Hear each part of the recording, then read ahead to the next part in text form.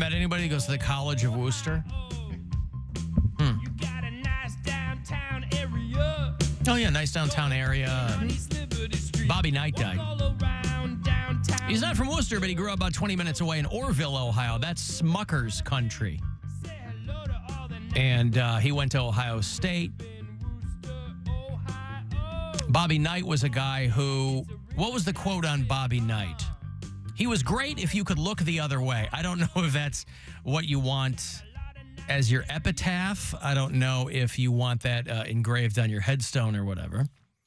But Bobby Knight died at 83 years old, of course, from Orrville, so he grew up a diehard Indians fan. I mean, he played basketball for Ohio State.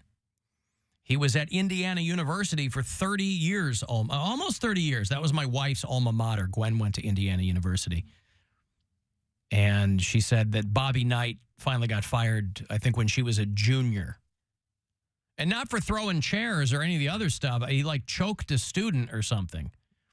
And I don't think it was a player. I think it was the story was it was a student who called him Bobby or yelled out his name or something, and he lashed out and said he wanted everybody to call him Coach Knight and choke some kid. And that was eventually what got Bobby Knight fired from Indiana University. And then he went on to coach at Texas Tech for almost a decade. But his nickname was the General. Our own Keith Kennedy, you know, one of the big bosses here, he grew up in Orrville, too, and he described Bobby Knight as a, quote, terrible human being. Yeah, he seemed like a pretty bad guy. Like, he's a decent basketball coach, but overall seemed like a real hothead garbage man. I mean, they keep you in place for almost 30 years because you're winning basketball games for him. And it was a different time when he was there where they put up with a lot of that stuff. They don't put up with that stuff anymore. You think? Not like that. I mean, not the way he was. On a men's basketball team, I mean, if you're winning games, you know, everybody talks about, oh, you couldn't do that now. And I had to go, couldn't you? Because, I mean, machismo on the guy's side, it's such a big part of sports and will forever be. So are there guys now on teams that would get mad or cry because they got screamed at? I don't think they'd cry. They'd cry. I think it's more. Would you complain? I think it's just a different culture. So I don't think if the higher ups saw it, they'd be like, no, you can't treat our students that way. Yeah. Yeah, Keith Kennedy said that when he was younger, he delivered newspapers to Bobby Knight's mother. He said she was a lovely woman. She was a very generous tipper. But he did recall a speech Bobby Knight gave one time at Orrville High School where he referenced the blacks. And, of course, if you cast your mind back, you know, he did. There's all these touch points of Bobby Knight's conversations with people. There was a famous quote of his. He did an interview with Connie Chung in the late 80s where he said, if rape is inevitable, just relax and try to enjoy it. He said that was taken out of context. He meant rape, I guess, in some other capacity? I don't know. Yeah, give me the context there, Bob. But the quote I saw was, he was great if you could look the other way. Yeah, I don't think that makes you great. I don't think that makes you great. You know, I think it makes you bad. I saw people like tweeting. They're like, his intensity and unparalleled leadership left an indelible mark in basketball. And you can't argue with the results, but unparalleled leadership, I don't know if, he was a hothead. Yeah, he's just a guy that screamed at people. That's not leadership. That's fear. People don't want to get screamed at. That's not good leadership. That's just intimidation. I don't think that makes you a good leader. I grabbed an old Bobby Knight halftime speech, and it took me a long time to edit it. This is him at halftime. I don't know what the game is, but they're clearly losing. And he is not pleased with his team. Boy, that I'm getting the out of here. I mean, if you're not going to recover Greg Graham, if you're just going to let him drive by you, if the rest of you are going to let him catch the ball outside the 3-second lane and drive all the way in here without one guy challenging him, then I'm leaving and you fucking guys will run till you can't even suffer. Now, I'm tired of this shit. I'm sick and fucking tired of an 8-10 record. I'm fucking tired of losing to Purdue. I'm not here to fuck around this week. Now, you may be, but I'm not. Now, I'm going to fucking guarantee you,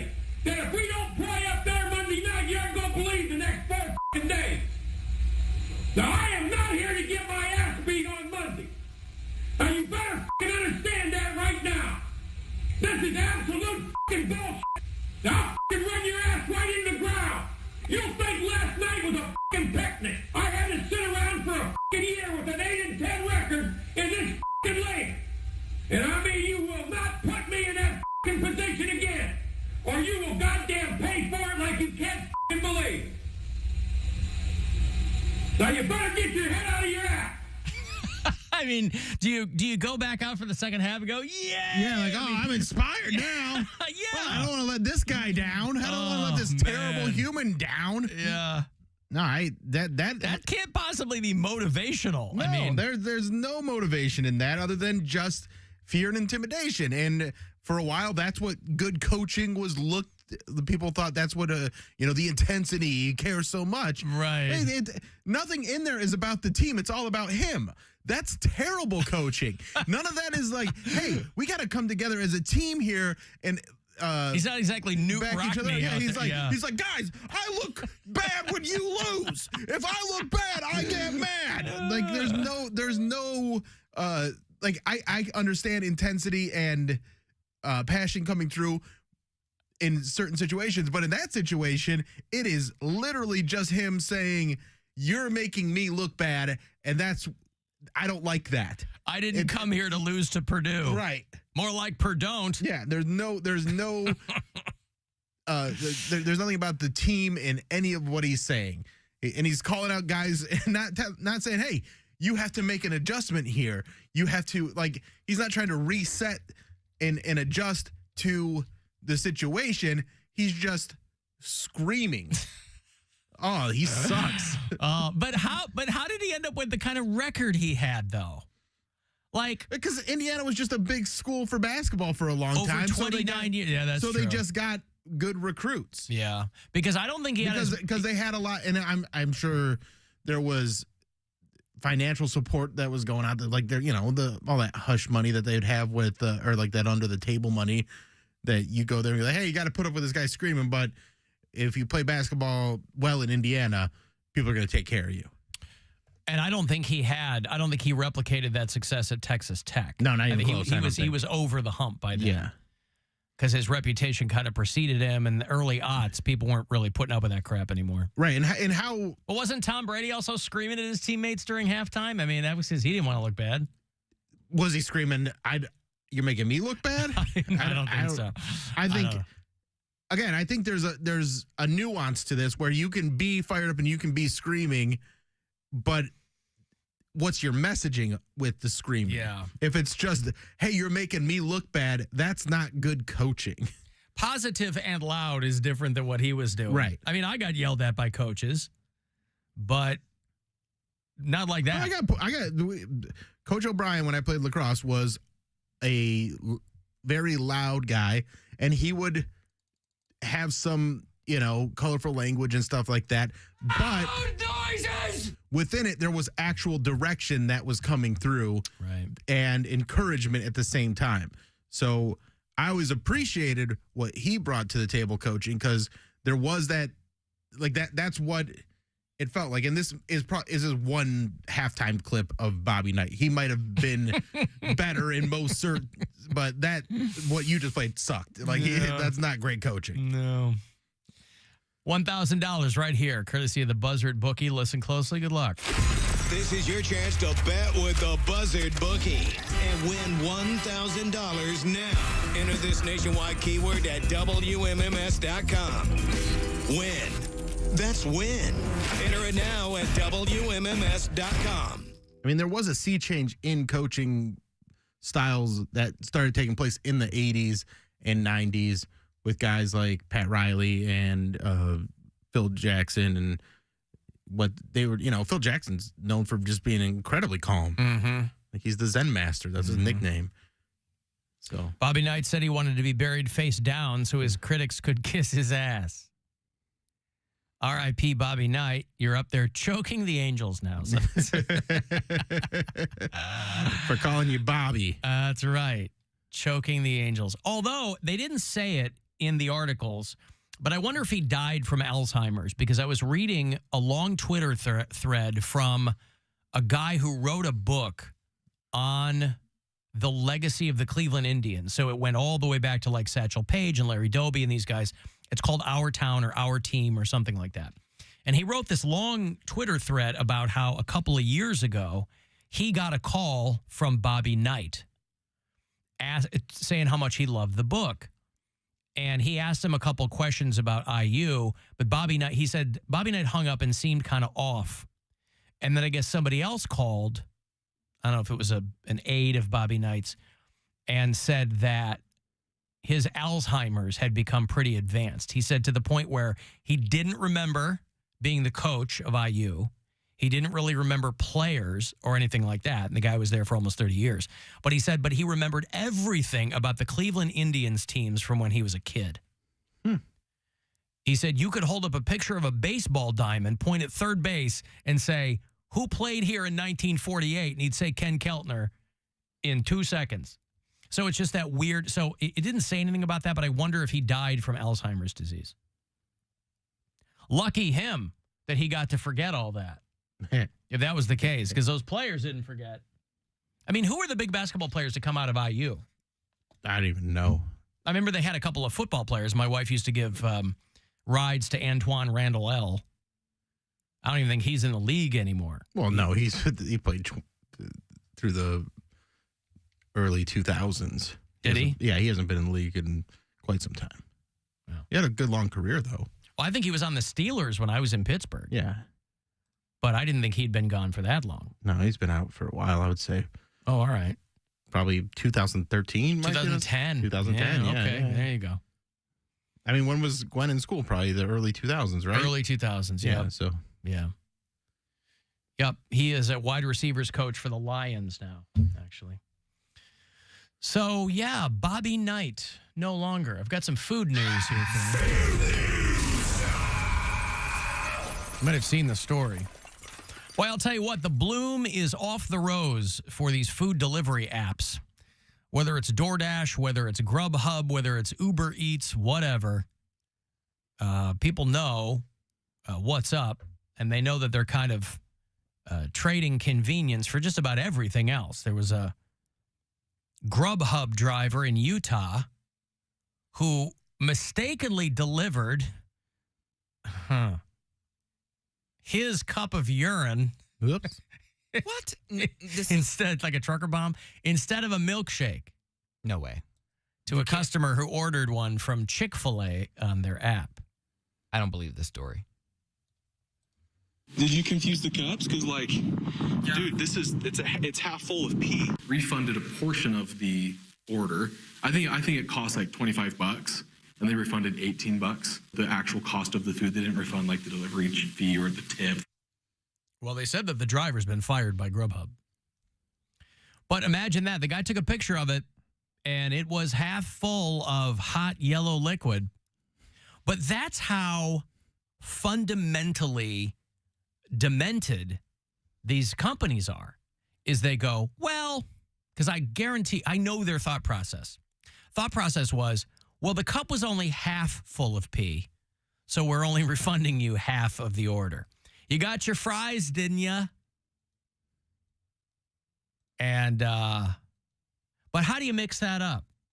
How do you, if you're a long haul trucker, we all know about trucker bombs, right? That's one thing. But if you're a Grubhub driver, you're in your car. Right. You could pull in to a pilot or something. You could go to the bathroom. Chick-fil-A. Yes. Yeah. So you might be right. Maybe this is all made up, Poundcake, but Grubhub fired the guy. Or he gets off on stuff like that. I want people to look at my pee. And I want someone to have to hold my pee. Because the texture, coming from someone who has a lot of milkshakes, and I've never... I'm just saying. Hold on.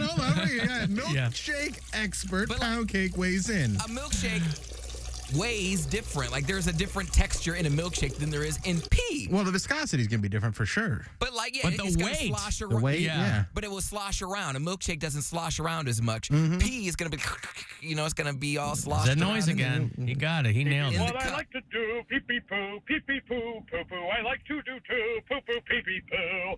Poo-poo, pee-pee, poo-poo, pee-pee, pee-pee, poo-poo-poo. Oh, pee-pee's what I like to do, pee-pee poo, pee-pee poo, poo-poo. I like to do too, poo-poo, I just know if they messed up my order like that, I'd be pissed. Pissed off.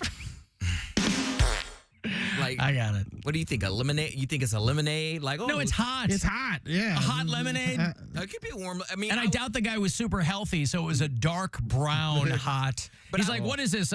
What is this? Arnold Palmer? Is this oolong tea? I didn't order this. But again, it's quite bitter. I would go to lemonade before I would go to someone's pee. I'm like, oh. No, you wouldn't. Yes, I would. He's handing you you're like, dude, well, if you're why is my milkshake warm and brown? You need more vitamin C, homie. You drink some water. Yeah, hydrate. You got to hydrate. Hydrate. So that's Grubhub. And then DoorDash is letting people know, hey, if you don't tip, your food might get to you cold. And everybody goes, hey, my food was already getting to me cold. I don't play like that. Like, I feel like these are the use of these apps is going to start going down. That's what I'm saying. The 'Cause bloom it's is just off not- the rose, yeah. man. It's not. I've never used one of these because I just don't see the reason. I've used them I'm gonna from pay time to time, but $28 for lukewarm I fries. lived in my apartment for 3 months, and because of the location of where I am, I can walk to most of the foods I would order anyways. Right. So it's so much of a waste. I've ordered Uber Eats twice since I've been in my apartment, and it was for stuff that I couldn't get within like a mile range of my apartment. So Yeah, I think I've ordered Uber Eats maybe twice in the past 4 months. Like I rarely use it. Because looking back on it, now that I'm a man of less means and I see how expensive it is and I'm on a budget, I'm like, oh my God, I cannot pay $30 for a Chipotle meal. Like a Chipotle meal, and their prices go up and up anyways. But like it would be, $9, $10, depending on what order I get. And Why wouldn't you just pick it up on the way home? No, I'm saying this, I'm talking about before. Oh. Like at my old place, it would be. Even then.